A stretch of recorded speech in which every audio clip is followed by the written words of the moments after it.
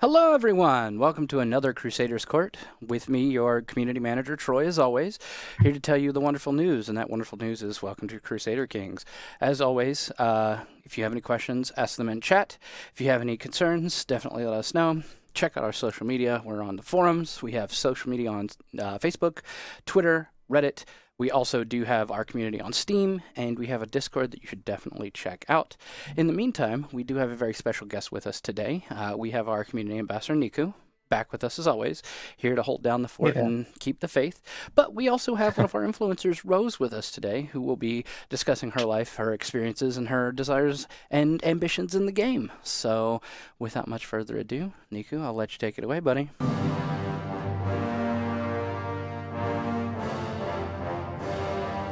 Hey everyone, welcome to the Crusaders Court, your weekly live stream, community live stream for CK3. And today it will be me, there will be Troy and Phone in the background, so you better behave, they will be watching you. And so yeah, be careful about that. And today, as you've seen, we are joined by the awesome, the wonderful Rose there. How are you, Rose? I'm doing pretty well. How are you? Doing okay. It's being raining all day, as always, in Ireland. So it is what it is. But I'm doing fine, thank you. And Excellent. I don't know if you remember, we've played together it was named the Content Creator Cold War with Stellaris last time. Oh, yes. So a few months ago, it was like a large multiplayer event. That was like 8 months ago. Already, yes, that's time's flying. And you were playing the Enigmatic Roses Confederation, and I was playing like the Grand Restaurant. Oh yeah, the restaurants. You remember the cute voice? It was me. Yeah, the cute poems. That was an interesting game. Yeah, that was a full weekend of Stellaris with a lot of strategy and everything. It was very fun. With the runaway at the end, with everyone just dying. Yeah, that's how Stellaris normally goes. Everybody dies at the end. Yeah, you start very role play, and then everything's going fine. You starting to launch Explorer there, and then a few wars, and then we are still friends, but we are discussing a bit tougher subjects. but yeah, very very fun and strategic. What did you say? Sorry. So we didn't even have Jeff back then. No Jeff, like the face we have now. No Jeff, but we have Jeff now for those who are following Stellaris. But yeah, very very strategic. So I had a question. What was your very first strategic game? It would have been the original Age of Empires, and I think I was about 8 years old. Oh yeah, the first one. The very first one, when you couldn't queue up troops.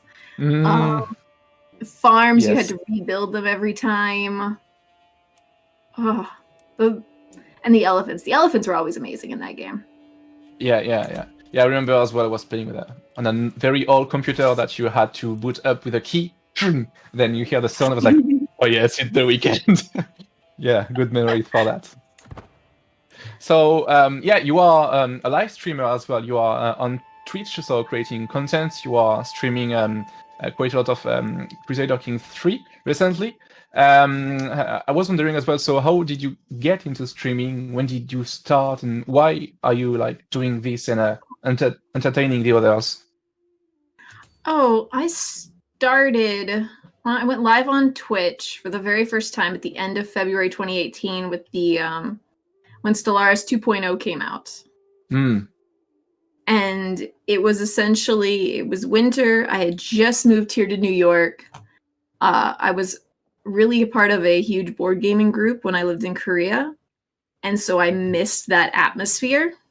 Yeah. And I didn't know anyone here that played games. So I was like, why don't I try and figure out how this streaming thing works? Within about 3 weeks, I was affiliated, and I just kept going.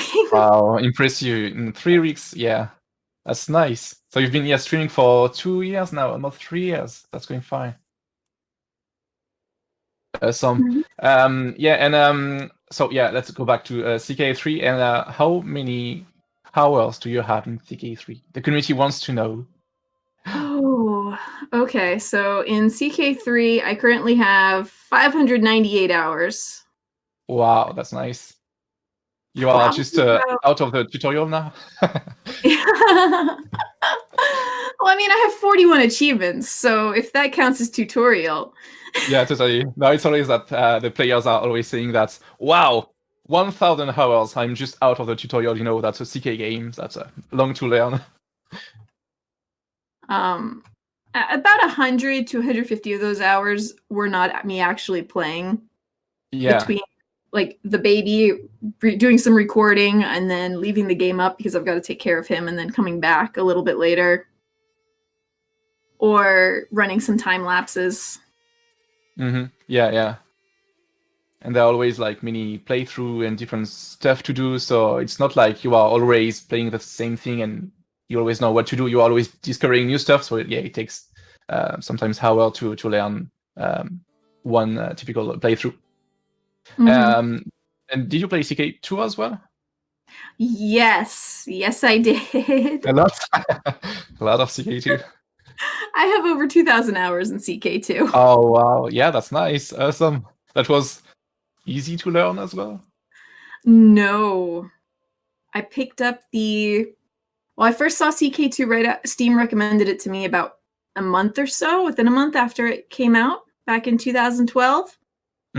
And I downloaded the demo, fell in love, but it wouldn't run on my PC at the time. So I ended up buying the original Crusader Kings, and I played about 60 hours of that before... Straight. Before the UI got to me too much. It's amazing when you compare the difference between CK and CK3. It's just, it's night and day. Yeah. And then I ended up picking up CK2 when I got a new laptop about October of that year, I think. And it ran, and then I was having lots of trouble learning it at the time. So that's how I actually discovered that there were Let's Players on the internet. I found Cool18 because he had some like tutorial-ish sort of videos about CK2 and how to get started. Yeah. And I found down that rabbit hole. Yeah, I bet it was quite the same for me. I was spending a lot of hours into it, and then I was like, I don't understand the game at all. What's going on? I don't like that. So I've been to many channels as well to learn more about the game, and then I was like, okay, so this is this, and so we didn't have during that time all the tutorials we have now, like in CK3, with a little advice and the actual tutorial in Ireland. With all the many steps. So yeah, it's quite a day and night, as you said. It's actually quite amazing. I think like CK, the original one, basically had essentially no tutorial. The CK2 one was very bare bones, especially when more DLC came out. But the fact that CK3 has tooltips and tooltips, it makes it more dynamic. So I'm hopeful that as more DLC comes out, it'll still be easy for people to pick up the base game with the DLC and jump right in and learn it. Like features and it'll be explained in the tooltips. Yeah. As Troy said in the chat, we are working very hard on a ton of things to come up in the near-ish future of the game, and we are very how to phrase that, aware that we don't have only elite veterans and of the game, and we want to broaden our we want more players to discover and to play and to enjoy actually CK3 without always going to the guide and everything. So we want things to be in game, and that's go through many enhancements brought to the tutorial, the advice, and we want to expand on that with a possible future DLCs coming. Well, I actually played through the tutorial when I first got the game, in large part just to learn the new UI. And I was quite impressed by just how easy it was to find the new information. And I know some things have changed since the game release, such as the stress level has moved. Yes, new UI, enhanced UI. Yeah, we've been picking up a lot of feedback from the community and things that weren't clear enough for the community, and we have improved that these points, and we want to keep doing that, of course. So your feedback is always very, very important for the game and for us and for you in the end. Yes. That's honestly something I love about the Paradox games is take feedback from the community. You take feedback from people that have been spending hundreds of thousands of hours in the game and even spreadsheeting it. Yes. Being able to... I don't spreadsheet. No spreadsheets for me. Not even when I play U4. No. Yeah, that's a lot of work to spreadsheet stuff. So yeah, that's too much like work for me. Mm-hmm. It's good that you can enjoy the game without all of these second and third screen to get all the information you need to play the game. Everything is in the game now. Yeah. Mm-hmm. So between like CK2 and CK3, what do you what were you expecting before CK3 launched? Did you have any special thing that you wanted to improve in CK2 that made it into CK3? And how did you see CK3 before it got released, and how different it was from your expectations? I first got to see CK3 at the sneak peek on press day last year at PDXCon. And I think the most exciting things to me at that point were the way of life, because it makes it a much even heavier roleplay game, mm-hmm. which we had some of that in CK2, but it was just very basic because it was added in with the DLC. The game wasn't built around it. And then on top of that is also the dynasty. The fact that your family changes and grows over time. Oops, wrong button. Grows over time, and you can specialize your dynasty. So you become known for being very glorious. You become known for being educational. Mm-hmm. And as someone, before I played CK3 or before CK, one of the games I've always loved to play a lot is The Sims. Yeah. Playing some Sims 1.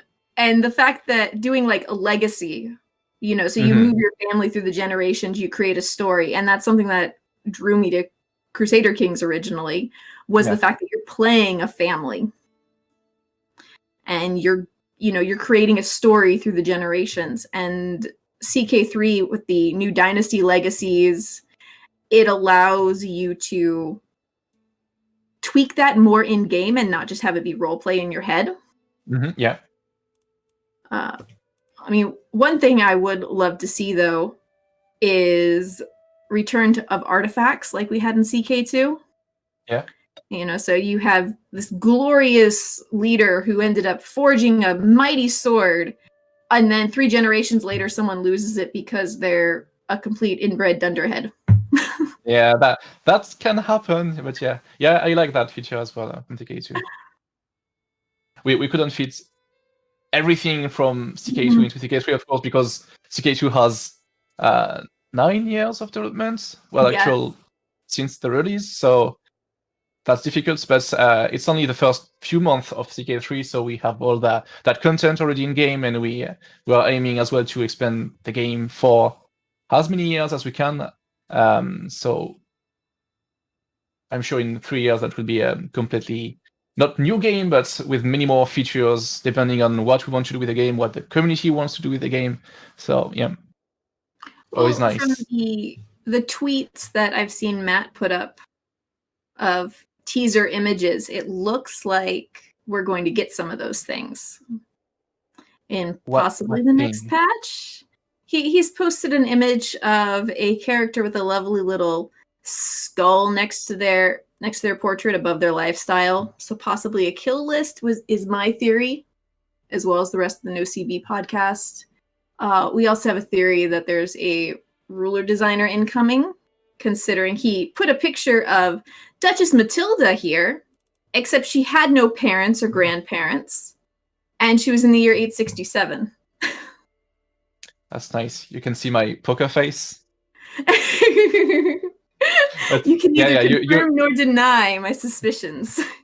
that's an interesting thought you have there. Yeah, I'm taking note of that. Well, But yeah, it's either that, or you can invent time travel in the game. I mean, that'd be kind of cool too. Though, who knows I'm if you sure have a it's lot not of historical. developments? If your county is developed enough, maybe. Who knows? Yeah, that's a mystery for now. So,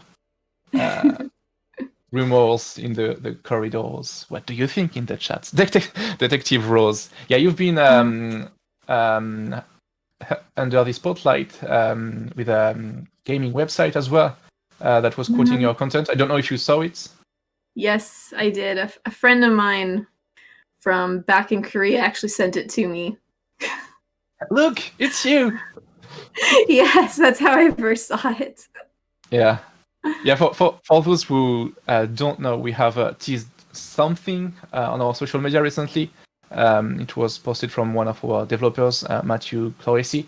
Many players didn't get it, but you, Rose, did it. You were, how to say, investigating on what it could be. So we don't know yet.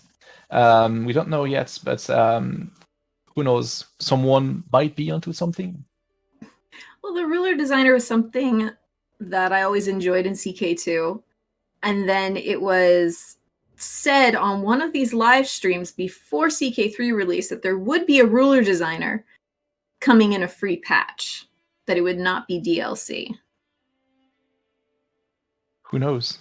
I'm sure there's a record somewhere where someone can see. I think it was in the stream title. For that future ruler designer in CK3. Mm-hmm. Yeah. We've said that it's coming for free later this year, but who knows when?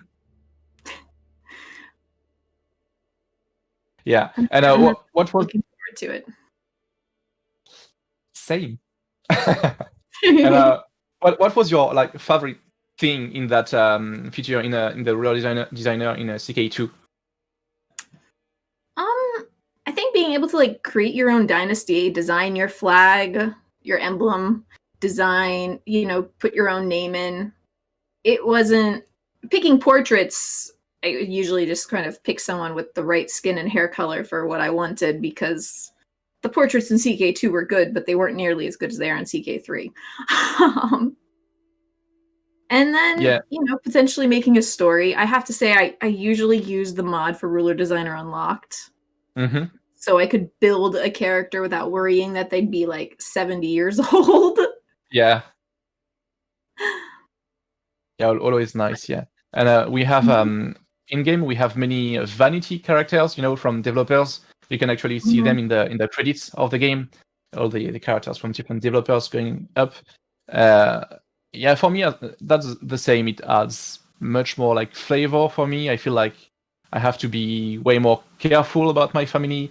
I take more time with them, and it's I'm lucky to have my character as well in game, and so when I play with my character, I feel like it's me, and I'm rewriting the history. So I'm very careful about that. So I feel much more attached to that character. So yeah, and I'm always very sad when they died. The first time when I played the game, I was like, so many hours with you, and you died of whatever disease. That's so sad. Yeah, it was very sad. Died of smallpox at 21 years old or something. That's too early. Too early to die. Yeah. So yeah, that feature is great.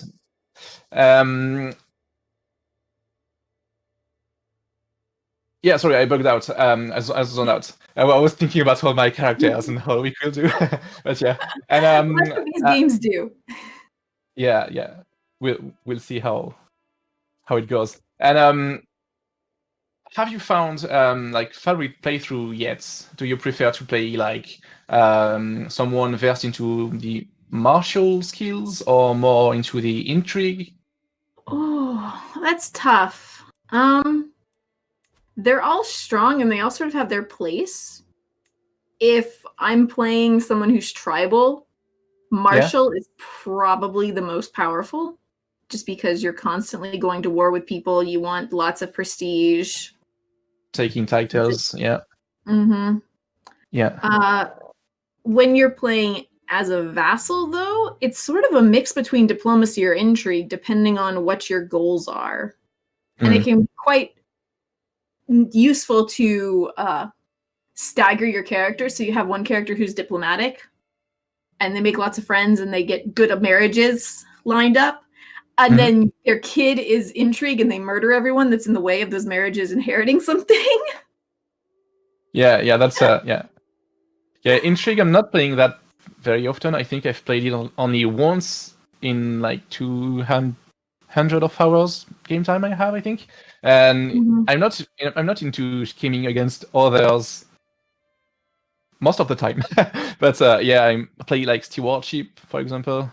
Martial, like you say, during tribal eras, or in Ireland, for example, because you have to always wage war and take titles and expand quickly, because if you don't, you will be eaten by the others. So, and that's where like taking chivalry focus and going down the gallantry is very useful, because then you get more knights, and that can make a difference in a battle when you have, you and your enemy are both about the same number of troops, but you have 12 knights and he has 4.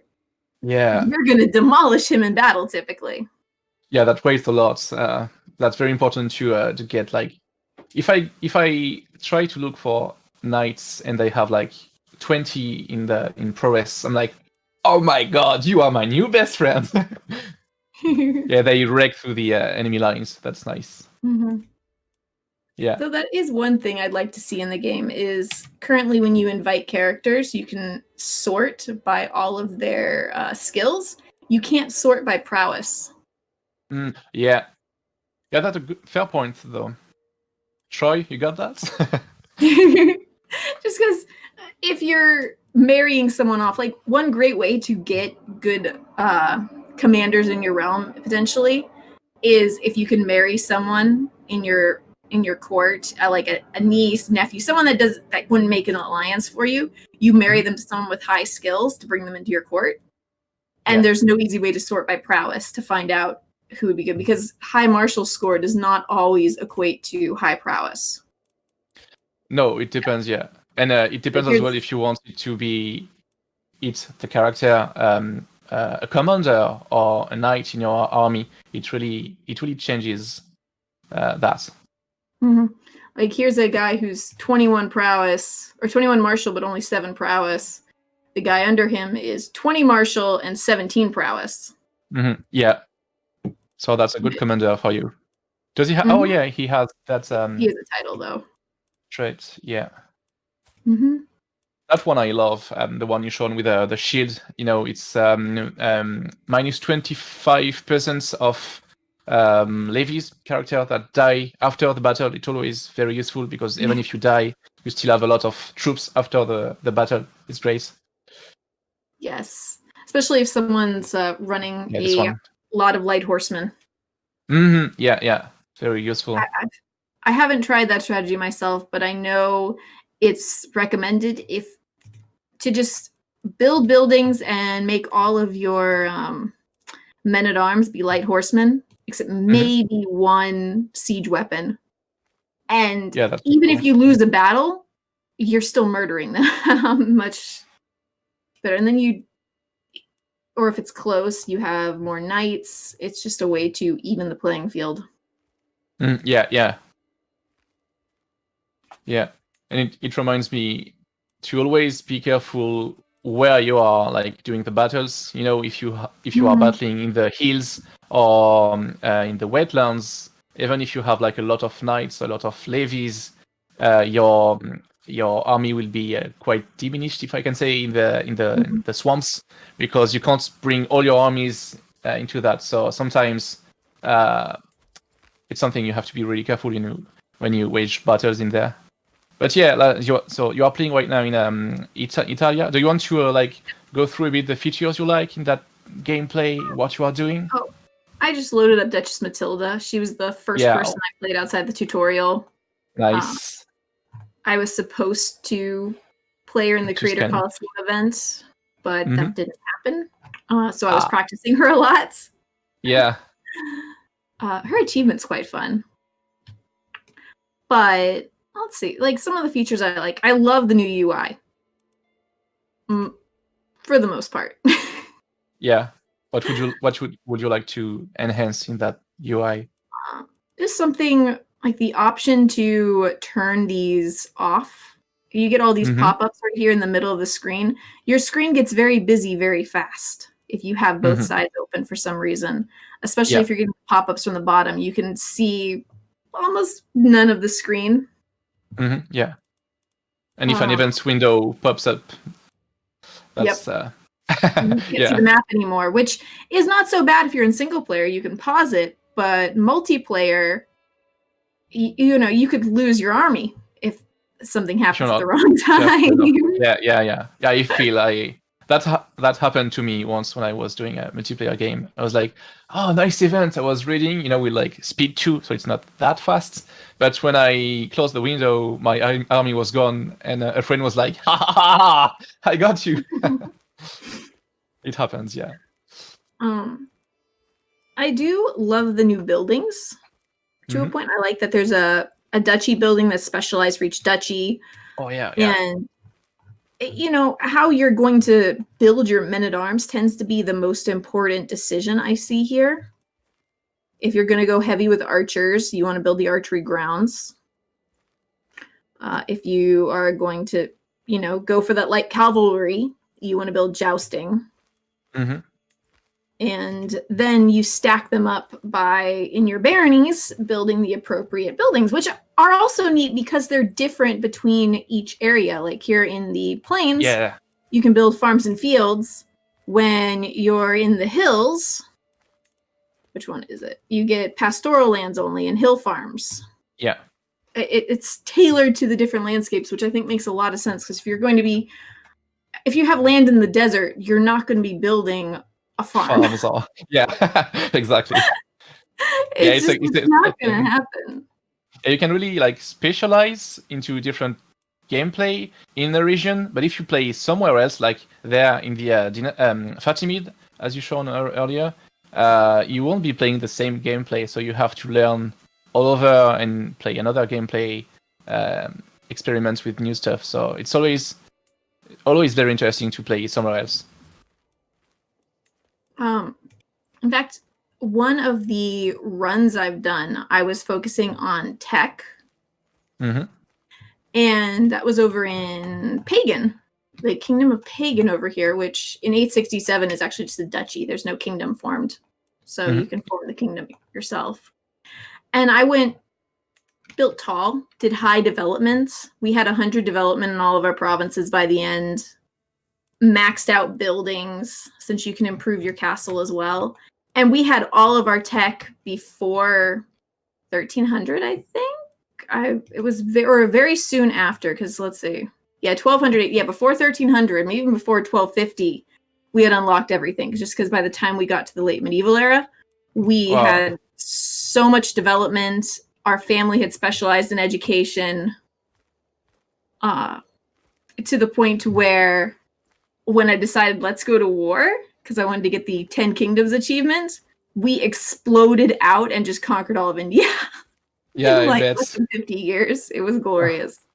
You were there with your arrows and like very developed stuff, and they were still with their clothes and throwing rocks. Yes. It's like when you're playing Civ and you've teched up and you go and you have your modern infantry and you invade your neighbor and he's still got bowmen. Yeah. It felt Same like feeling. that moment. It was beautiful. Yeah. I feel that. Yeah, I've been playing development and learning in my last game. I was like, what? Maybe something I didn't play yet, like erudition, and so I'm not feeling the difference right now because I've only played, I think, 30, 40 years in game, and it's very long. The more development score you have, the longer it takes, to increase even more your development level. And I started in Normandy, and it doesn't start very high, so you have to do all the work there. But I will see in a few years how it goes. I hope to be as good as you with your very high-tech archers later on. It's also cool because you can build full bombards. I think I was sieging down castles in about 7 days. Mm-hmm. In 7 days, like, wow.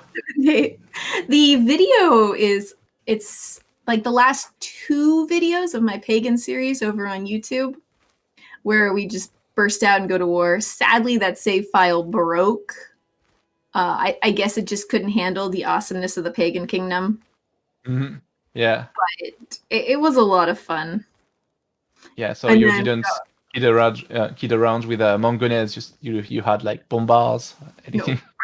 No, we started, we had onagars at the beginning, but every time I got a new siege weapon, I deleted it because having at least one men in arms groups that's a siege weapon makes such a huge difference when you're sieging something down. It can take it from 6 to 9 months down to 3 to 4, depending on how defended the province is. Mm-hmm. Yeah, I've seen a few players live streaming and playing with like full siege weapons. That was like everything died instantly. And but yeah, if you are attacked by someone, it gets much tougher. So you have to split your armies, and one is like full siege if there are no enemies around. It gets very interesting quite quickly. Yes, I've not tried that. I typically tend to go with whatever siege weapon we have, max them up to the highest size they can go to at the current tech level.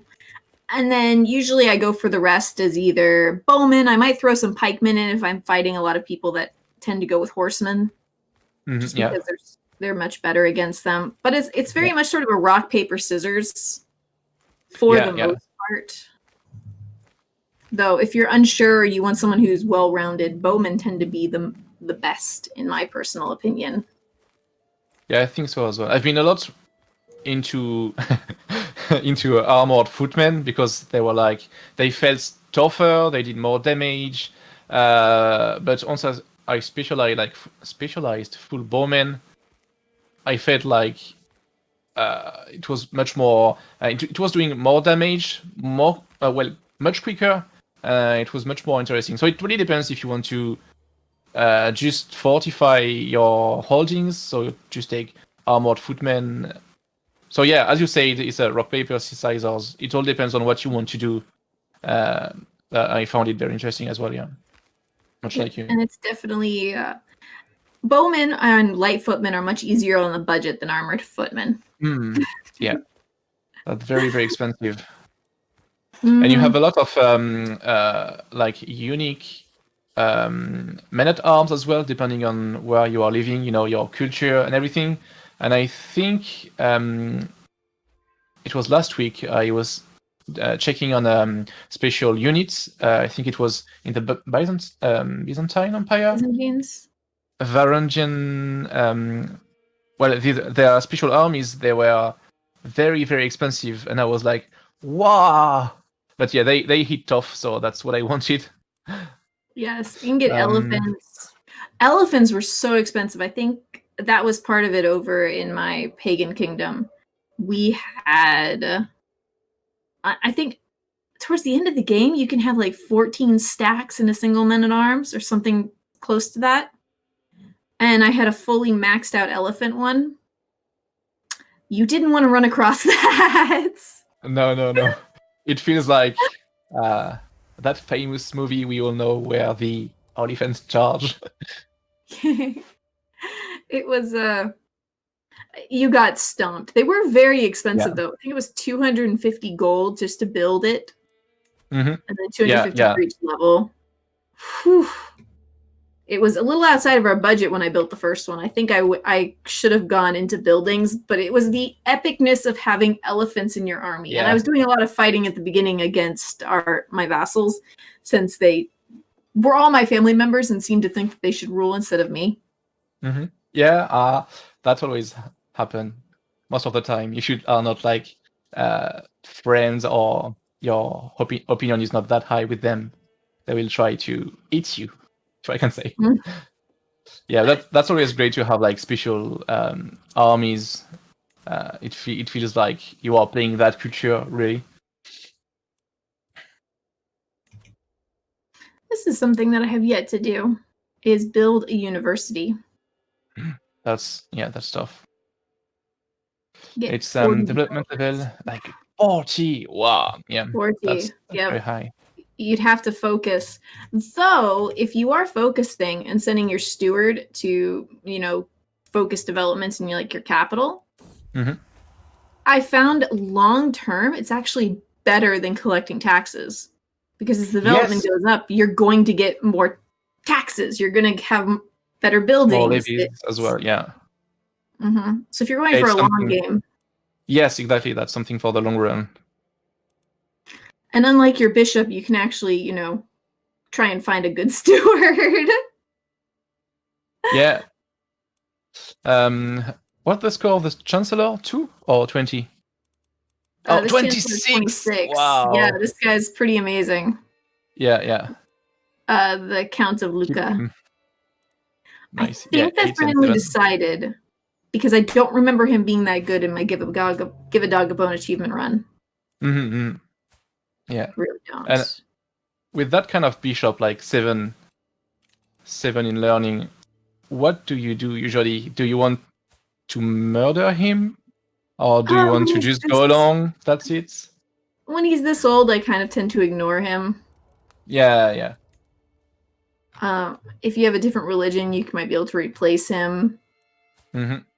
Yeah. But even murdering, if he's this old and you have such little success chance and you're likely to get found out, it's not worth trying to murder him. Yeah, no. Because you're likely going to be found out, and then everyone's going to hate you, and your game's just going to spiral out of control. Yeah. It's very, very important when you are taking this kind of decision. Should I be very harsh and take him out right now, or should I wait a few years and I won't be known as that guy who killed the bishop? Yeah. Yeah, I'm currently working on an achievement video for Count Oods over in it's the 867 start to get the Capet family on the throne. Nice. And we went with one. I did my normal plan. If I started with a guy who's very diplomatic and he did lots of great marriages. In fact, because of those marriages, we got our family on the throne of Aquitaine and West Francia and Burgundy. But his son was a murder machine, and his son actually got caught. Oh. So he's been thrown into jail 2 or 3 times now. Everybody hates him. It's slowing us down a little bit. But hey, we got our family on a throne. Now we just have to marry into them. It works. Yeah. It's always something like that. You want to be nice, you want to go diplomatic, and then there is that little something that is changing what you wanted to do, and you have to adapt and live with that. That's that like life. That's one thing, though, I can't really show with Matilda here because she doesn't have any kids. But you currently don't get like a specialized pop-up when your heir is 6 years old. And it would be quite lovely if we actually did, because then, we could click on our kid and, he's, I don't have a child, so I can't show it, but he's automatically going to stewardship, but he's also got a chance to go for intrigue, and you really want to move him to intrigue, but then you only get the pop-up in the issues button that he can have a guardian now. Which is, I can ask the Pope for gold, sure. Always. Yeah, we'd be left with a Always. 28 by T. Yeah, nice. Mm-hmm. You always want to be friend with the Pope. Yes, especially if you're in Italy. Most especially. Yeah, it can really save your game. I think it was yesterday. I'm talking about my game again, but yesterday was like, well, that's it for the first time, game over. And then I was like, I can ask the Pope for some gold, and then I can hire a few mercenaries, and then victory. So yeah, that really Yes, changed the game. that is definitely powerful, and I think it was something I miss when I'm not playing a Catholic nation. Mm-hmm. Yeah.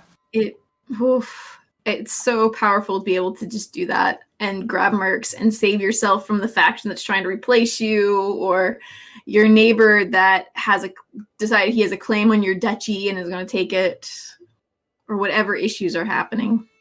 Mm-hmm. Yeah, and Tuscany is very interesting as well. I haven't played in Tuscany yet. When I say play, is like dozens of hours. I've played her a bit because we have published on social media some history about that character. So I had to learn all her history and her victories in the mountains and everything. But that character was very appreciated by the community, and I really liked my few hours with her. So I might go again and check her out, because that's very, very interesting. Yeah. She's very fun. One thing though is I don't feel the AI ever plays her properly. Every time I've looked over, Duchess Matilda marries regularly. Mm-hmm. Yeah. And I mean, I guess she did that historically, but there wasn't quite matrilineal marriages in real life. Yeah, no, and yeah. And I don't know. She's too much of a powerhouse to give up control willingly to like this spineless craven husband she married. Yeah. Tricky with that guy. But yeah, and in history she gave not almost, but a lot of holdings, if I can say, to like the Pope, so she couldn't give it to the Germanic Empire.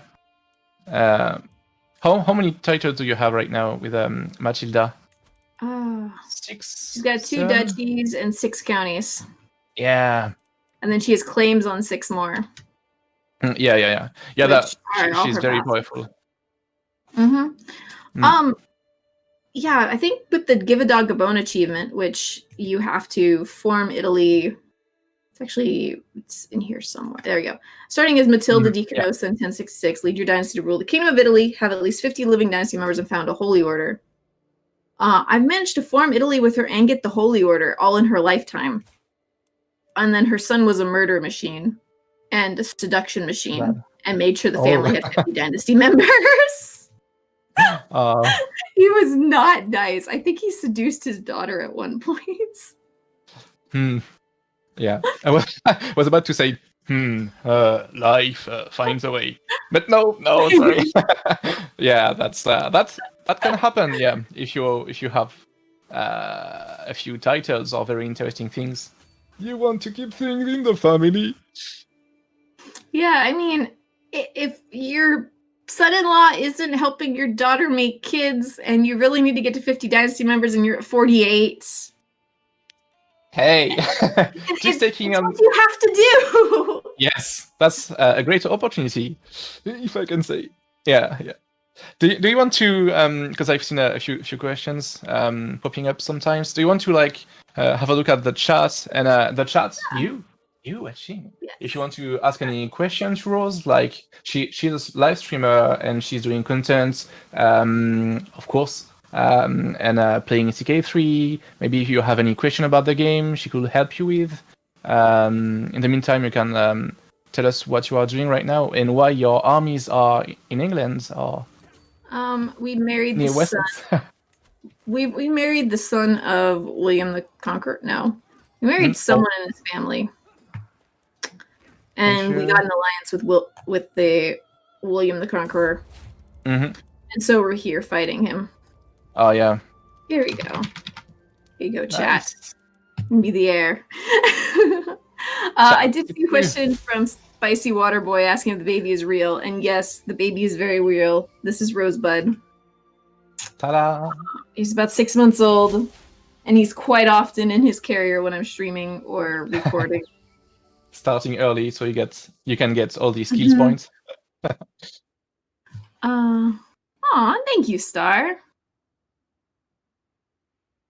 Yeah, if you guys have any more questions, game, what I play besides CK3, because I do love CK3, And I think CK has been the mainstay of my channel forever. Oh, that's nice. But I also play Stellaris. I was in the Necroids game this past weekend. Praise the worm. Yeah, I've seen it. Yeah, yeah. It was nice. It's for the new content pack with that Necroid. Mhm. Yeah, that's nice. And the trailer, whoa, the trailer was nice as well. Oh yeah, the trailer was spooky, and it was just perfect timing with it coming out Yeah. right at Halloween. Oh, this battle's probably not going to go well, dude. You gonna come help? Ooh, ooh, ooh. Nope. Nope, many he's not knights? gonna come help. How many knights do they have? 4 18. versus 15. Wow. Yeah, It's no, 15 goodbye. knights. That happens. Sorry, Libbies. They killed a lot. They killed a lot, though. Nice job. Yes. You died, but nice job. We died, but we only killed like 489. Oof. Yeah, I think I Mostly missed the did- question as well from M1 Blaze. You said I asked a question with 100 bits, but I don't think we've seen it. If you want to write it down in the chat. I think it was a while ago. I don't know. And, There's been a lot of chatting from chat. And as you've been streaming for 2 years now, you say that since 2018. Do you have any like advice for people who would like to start maybe a career or just streaming for their friends? Do you have any advice to kickstart them? If you want people to come in and stay in your chat, you need to keep talking. I don't know how many times I've watched a streamer, or I've hopped in and looked at a streamer, and they're just sitting there staring at the computer. Yeah. Playing, not engaging. Even if there's nobody in chat, you need to talk and act like there is somebody, and just sort of commentate, like as if you're maybe recording a YouTube video or something. Mm-hmm. Yeah. If someone hops in and you're not talking, they're gonna hop back out 9 times out of 10. Yeah, they are looking for an interaction with someone, like comment the game, anything like, "Whoa, my armies are going there." Don't overdo it, because that will be very bad. Or there's also paying attention to chat. Even if there's no one in your chat, having it somewhere that you can see easily, whether you are running a 1-monitor system and you have it on your phone, but just kind of always keep it in the corner of your eye. So if you see something pop up there, then you can respond to it and be like, "Oh, hi," because if someone jumps in and they say hi, and they wait and they wait and they get no response, they're going to jump back out again. And then you see their hi message 30 minutes later. They didn't get a chance to engage with you, which is one of the great things about Twitch and streaming is the engagement with chat. If people just want to watch someone, they can go to YouTube just as easily and watch videos or watch a recording. Yeah. And That's a live stream. Mm-hmm. Like, "Hi, Beanie." Hello. Something like that. Yeah, that's Or very, even- very interesting and very important to do that. Yeah, Yeah. Same people- here.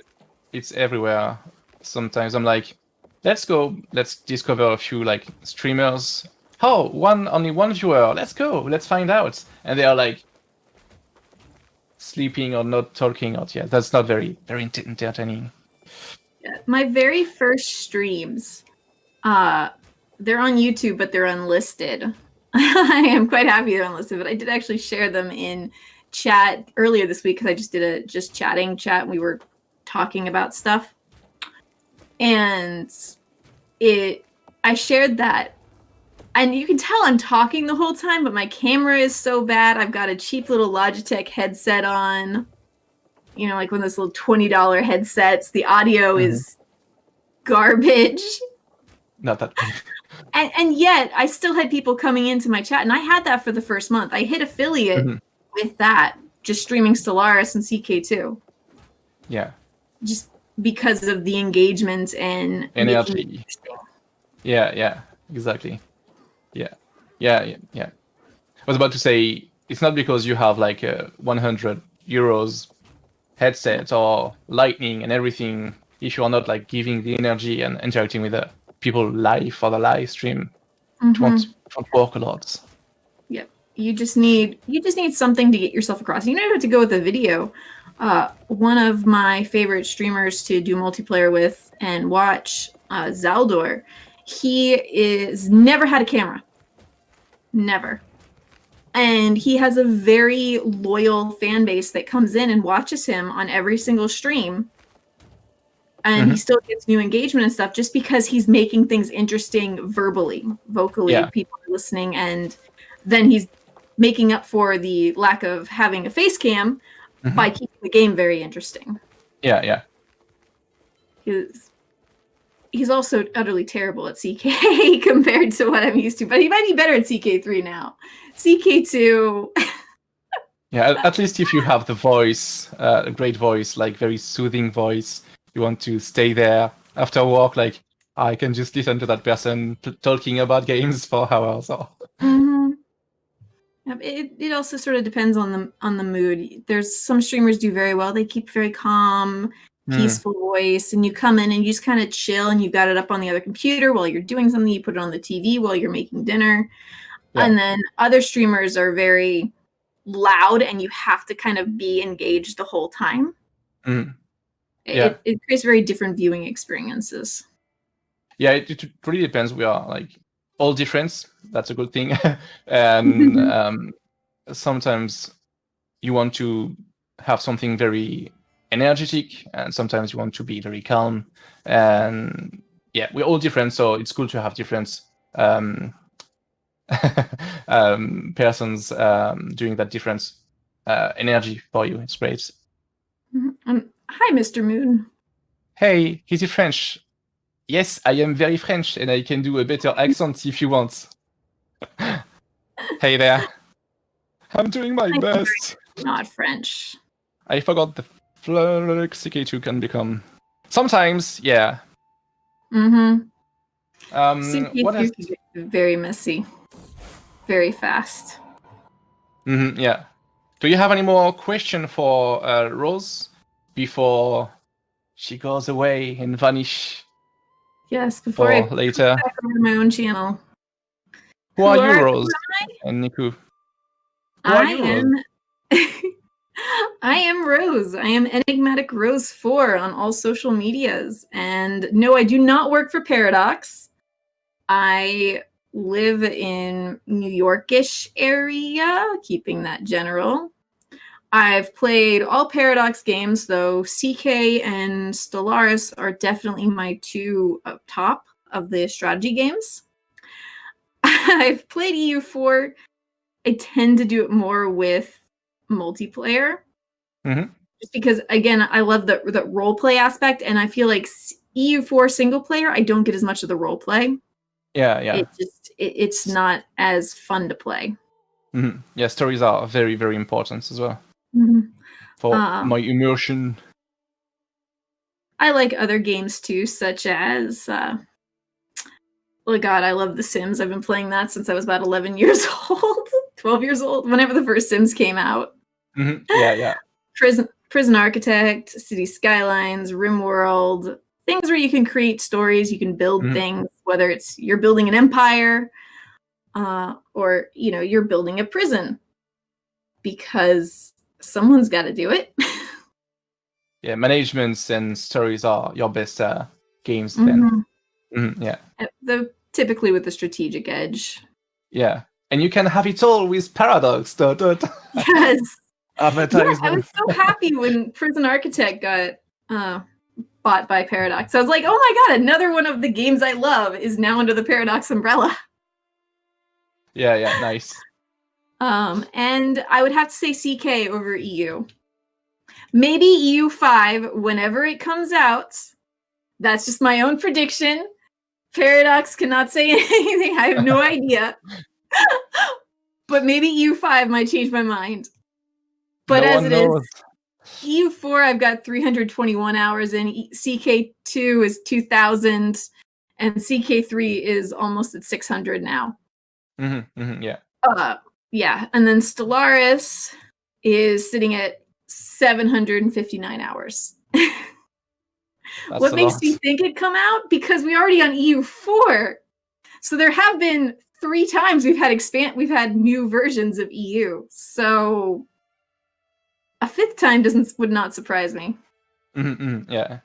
Yeah, and I'm a community ambassador working on CK3 for Paradox Interactive. I'm working with Troy, he's in the chat, and Fawn as well. Fawn is specialized into Discord, and I'm more on the social media, so Twitter, Facebook, forums, for example. You can find me there sharing stories. And oh boy, stories. Yeah, you will have a lot of stories coming up very, very soon. I'm very excited about them, so you will see them. One is going live in a few minutes, right after the live stream, so I hope you will enjoy it.